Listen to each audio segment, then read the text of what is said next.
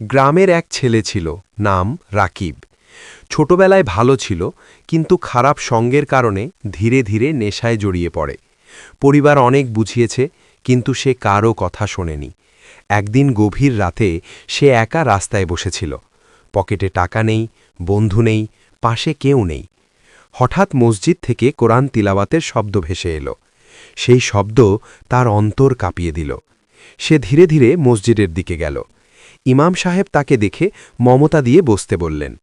কঠিন কথা না বলে তিনি শুধু বললেন, আল্লাহর দরজা সব সময় খোলা। সেই রাতে রাকিব কাঁদতে কাঁদতে তাওবা করল। ধীরে ধীরে নেশা ছেড়ে দিল।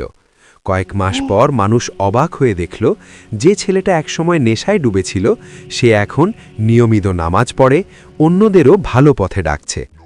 শিক্ষা: খারাপ পথ যতই গভীর হোক, সত্যিকার ইচ্ছা থাকলে আল্লাহ হেদায়েত দান করেন।